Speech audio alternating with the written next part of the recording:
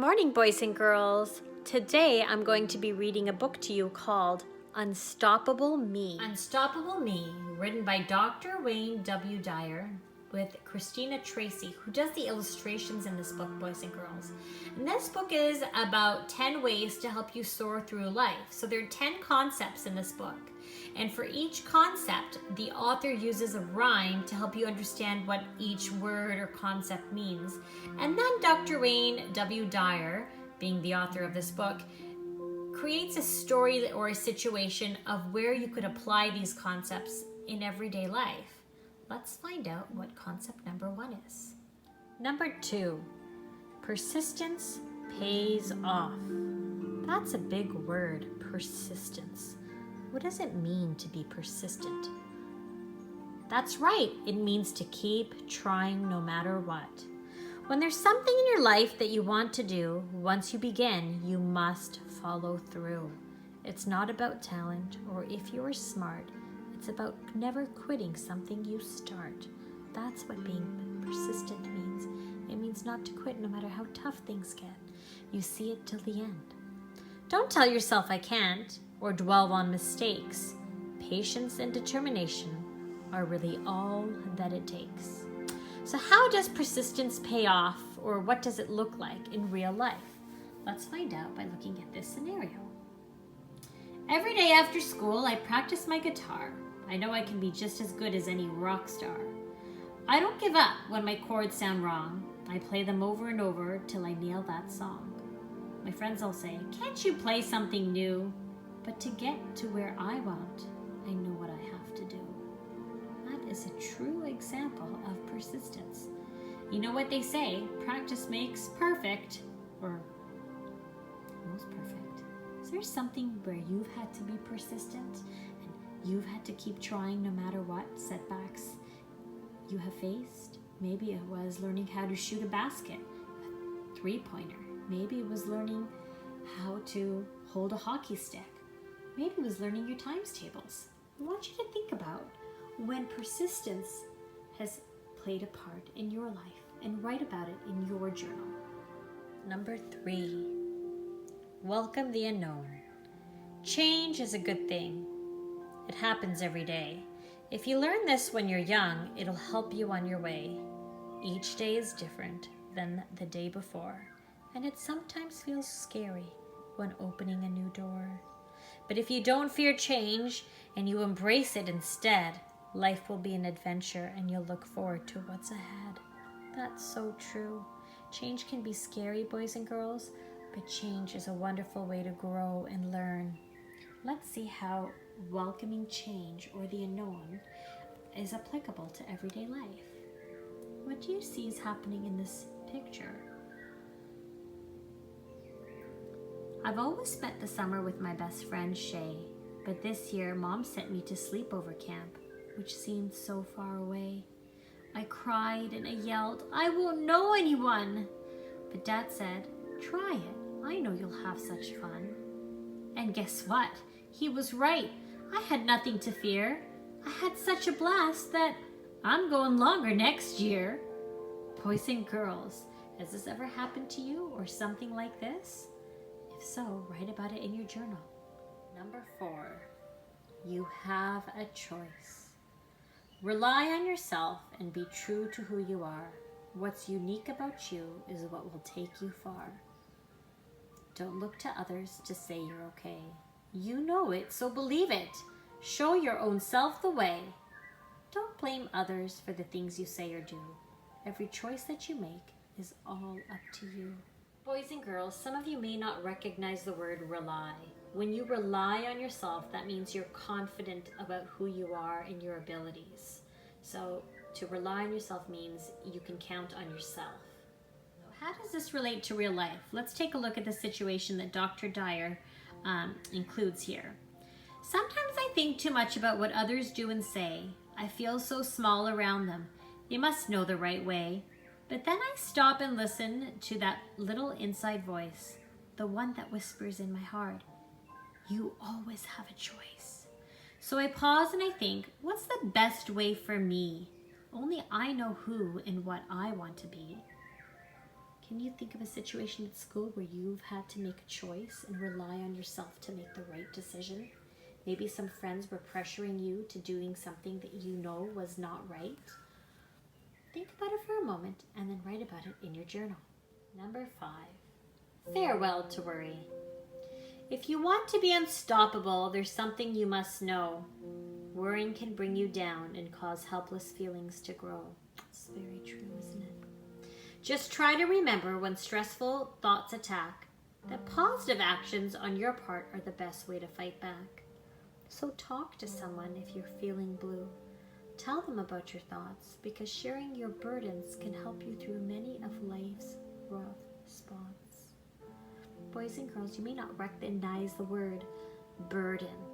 Does anyone know what the word burden means? Boys and girls, when someone uses the word burden, they often refer to it as being something that you cannot stand or carry with you. Like maybe it's someone told you a secret that you cannot keep a secret any longer. It's weighing down on you and you're finding it hard to keep. That's an example of a burden, something that weighs you down or that you can't carry by yourself. Let's see how this relates to real life. Last night, I was so worried about today's spelling test. I could barely concentrate on studying, and I didn't get much rest. So this morning when I woke up, I told my mom how I felt. She gave me a hug and we practiced my words, and my worries started to melt. I'll do the best I possibly can, and that's enough for me. It feels so good to take control. Now I feel confident and free. There's an example of letting go of a burden and letting go of some worry and sharing your burden or worries with others. Has there ever been a time where you've worried about something, or you've had a burden that you can't keep? Who did you share it with? What was it? What did you do to help you with that worry? Write about it in your journal. Number 6, peace begins with you. If you want peace inside your heart, don't let anger in. It's just a feeling after all, and it doesn't have to win. When you're mad and let it change the things you say and do, not only do you hurt yourself, but those around you too. So take your anger, let it go, and learn to rise above. Then you can never create a better world, one filled with peace and love. That's so true. Let's see how this is applicable in real life. I wonder what Dr. Dyer used as his situation today. I was just watching some ants at work when out came my brother Tim. He stepped on their hills and I was so mad. I really wanted to hit him. But instead I hopped on my swing and let my anger fly away. And I thought of how my brother and I could find a nice way to play. I felt proud because I chose the peaceful way to be. When I have peace inside my heart, life seems much better to me. Has there ever been a time where you chose peace over anger? Maybe it was with a brother or a sister, or maybe it was with a teacher. Write about it in your journal. Number 7, enjoy the here and now. Your past is now behind you, and it has taught you many things. You also have your future, and you wonder what it will bring. All these things to think about can cause your head to spin. So remember, the key to happiness, enjoy the moment that you're in. Take pleasure in the here and now. Don't always be on the run. The road you take to reach your goal should be part of the fun.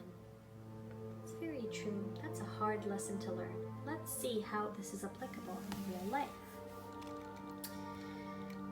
Last week when I got a new kite, I took it out to fly. But it was harder than it looked, and I got mad when it didn't go high. Then my dad said, take a breath and slow it down a hair. It's not just the goal that brings you joy, it's the path you take to get there. How wise. And when I stopped to look around, I saw that he was right. I saw my family having fun and the beautiful colors of my kite. Here's a picture of that kite. Has there ever been a time where you had to stop and remind yourself to enjoy the here and now. Maybe it was at a birthday party. Maybe it was while you were watching a movie. Think about it and share with a friend. Number 8, healthy me. Your body is amazing. Pay attention and you'll find your body responds to what you think and what you put inside your mind. So tell yourself often, I'm healthy and I'm strong. And if you happen to get sick, know that you won't be for long. Good thoughts and good humor are truly the best start for a super healthy mind, body, spirit, and heart. Very true. Let's see how this is applicable in real life. I just love to play outside, getting exercise and fresh air. My dog and I stay out until dark when my grandma calls, "Come in, Claire." At dinner we sit down to my dad's spaghetti, which I know is good for me. While at the table we talk and laugh and enjoy our family. When I go to bed, my body feels great from everything I've done. Taking care of my body and staying healthy is actually lots of fun. Name 3 things that you do that help take care of your body, mind, and spirit. And share that with a friend. Write it in your journal. Number 9, creativity is the key. When it comes to your greatness, creativity is the key, because with it, there's no limit to what you can be. Being creative can mean so many things. It's finding your own way to meet the challenges life brings. So if you have ideas for your own way to shine, just stay true to yourself and you'll do just fine. Very true. Let's see the situation that Dr. Dyer includes in his book. I love to be different and wacky and wild. Dad says I'm his creative child. I don't always do things the way they should be done, but it doesn't matter to me if people think I am strange. I am unstoppable, and I don't need to change. Haha, what is this character doing in this picture that shows her creativity? Number 10, what can you give? What is a life full of meaning and purpose? One that's truly limit-free. It's when you learn to look outside yourself and not always think, what about me?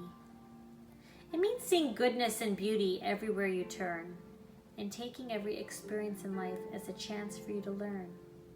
It's being at peace every day with a respect for all things that live and not wondering what you can get, but wondering what you can give. That's very true, boys and girls. Let's take a look at what's happening in this situation.